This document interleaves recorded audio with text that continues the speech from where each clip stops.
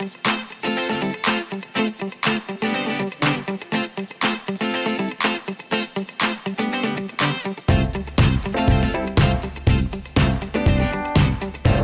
are currently on what used to be the outer edge of Amsterdam. Once upon a time, Amsterdam had a city wall, which was broken down practically 20 years after we finished building it. But if you look to the right, this is one of the last remaining parts of this old city wall.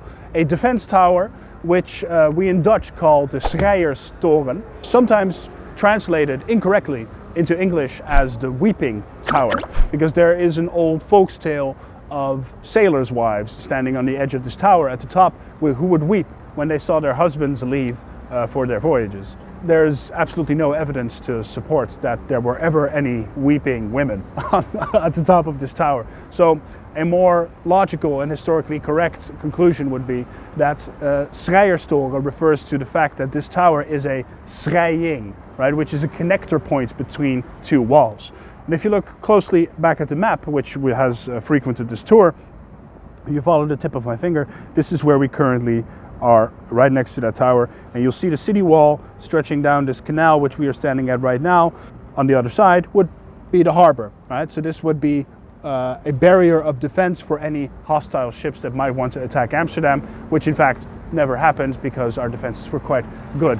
This was a period in time where Amsterdam had the Netherlands, Holland rather, had a fleet that was larger than that of Spain and England combined. Not necessarily huge warships, but we had so many trade ships and larger ships sailing the oceans that in the 17th century it is undisputed that the Dutch ruled the oceans. And this is an interesting period for Amsterdam, being the hub, center of trade for everything.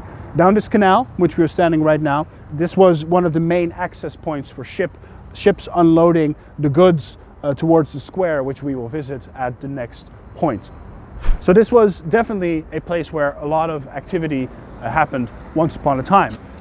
It was also a place a time when Amsterdam started exploring the world itself. Rather than just conduct trade here, we also started exploring the world, finding new trade opportunities.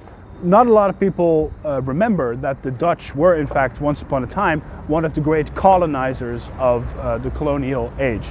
Along with the English, the French, the Spanish, and the Portuguese to some extent, the Dutch had a very prominent role to play in many parts of the world.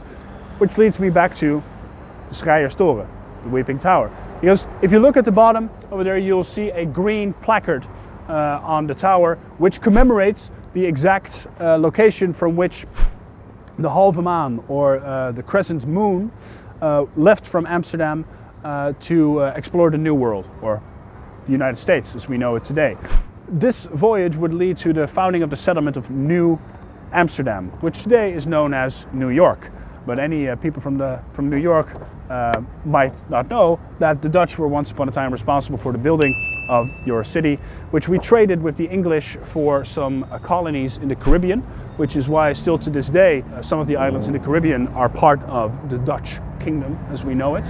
But this trade was conducted supposedly willingly, but I would argue that a huge portion of it was that the English wanted the Dutch out of their way at that time. This was a time where the English and the Dutch were both fighting for naval supremacy and were both colonizing, and many Dutch nobility were, I can quote directly as saying, "I think the devil shits Dutchmen." Right?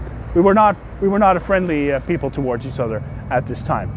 But if you look at this map, you will get a small indication of where the Dutch have been over the centuries. All these green areas were, and some of them actually still are, Dutch colonies.